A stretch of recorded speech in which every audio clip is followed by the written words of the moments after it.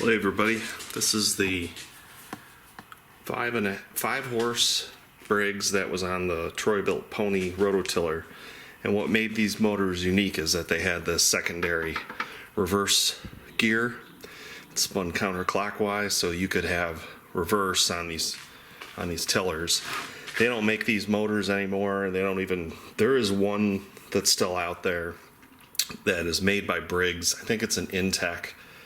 But it's similar to this type of motor where it's just a base standard motor, so there's no cast iron sleeve on this. So unfortunately I left it outside, and what wound up happening was the rainwater found its way in through the air filter, corroded the inside, found its way into the gas tank, and then some of it found its way into the cylinder head. We're just going to disassemble this engine, see what it looks like inside, and let's take a look at it and see what we find. We'll take off this fan cover. I want to be spilling some stuff around, so we'll try to be careful not spill. I didn't take the oil out of it yet. We'll get to that shortly.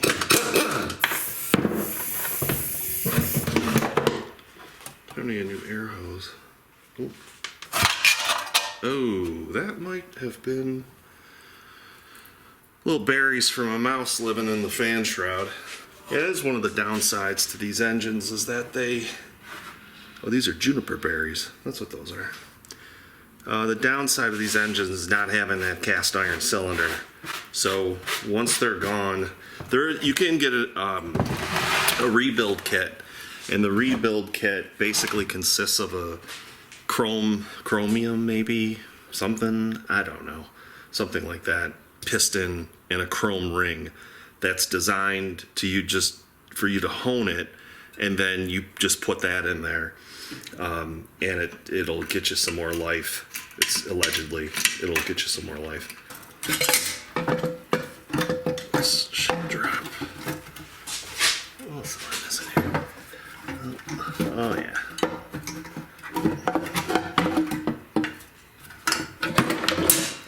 Don't want to spill that. When I crack the tank open, the bottom of the tank, there's water in it and a little bit of rust, but the bottom of the tank is really good. So this tank is actually in pretty good shape. Let's take this magneto off here. Get this off. Time to get a new air hose.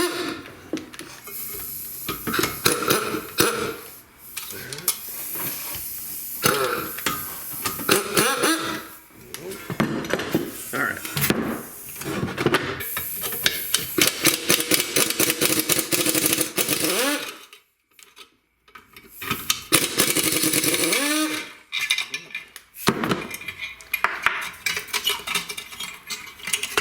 There's our muffler.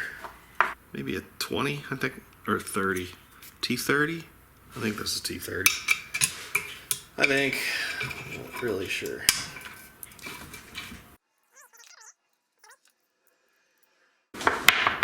We'll take a look at the valves.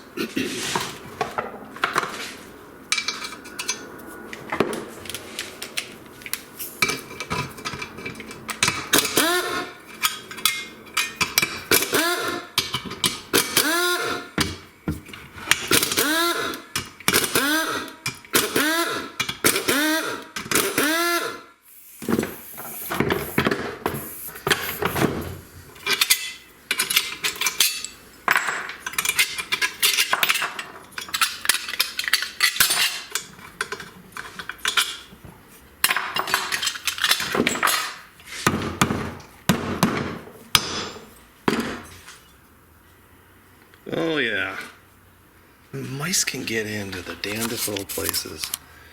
So here's one of those juniper berries, and there's a little turd there.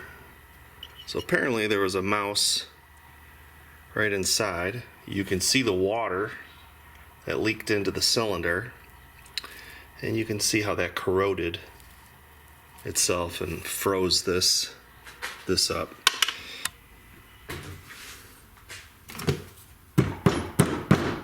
little bit of pounding here with a mallet has let me free this up.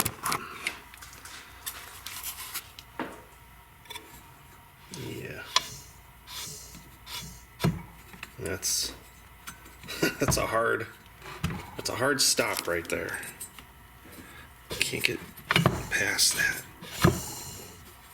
I can push it up. Here it comes. I can see if I can get that pushed up. You can see this. It's all cakey, wet.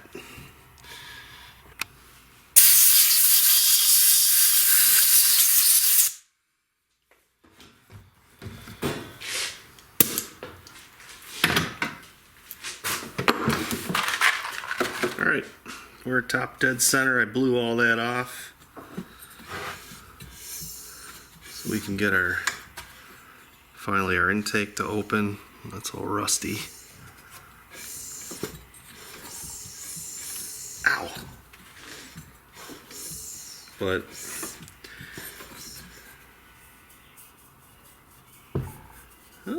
it doesn't feel like there's any ridge there, so the water just basically put a watermark in it. Alright, so it's like the next day or two. I took the cover off side of the engine here to reveal the cam. Those are like machine marks there, looks like. Hopefully that focuses in. Normal plastic governor, and it uses the standard Briggs 5-horse. They just use the aluminum block or cover as the bushing, if you will, or the bearing. It doesn't feel too bad. So got some parts here I think I might put on eBay. Alright, so I ran this cylinder, and I didn't take the piston out yet, but what I did do is I mic'd it with my bore gauge and micrometers, and so this is what I'm basically looking at. I've got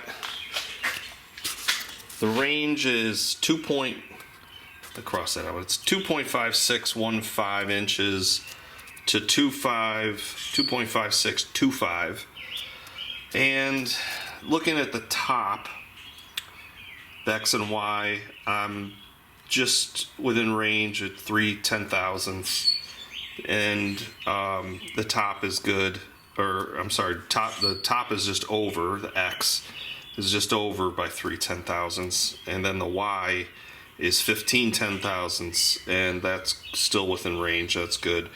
The middle, though, the middle bore test for the X is 6/10,000ths, just over, and then I'm 36/10,000ths over this number here, 5625. And then the bottom is good, so I'm within spec. So really, you can see that this is kind of like an egg-shaped. I'm going egg-shaped. So let me know in the comments below what you think I should do, if I should just hone it and go with it. I'm thinking this is already, it's an all aluminum bore, no cast iron sleeve, and I'm thinking that 64/10,000ths of an inch away from being at 2.5725, which is 10 over.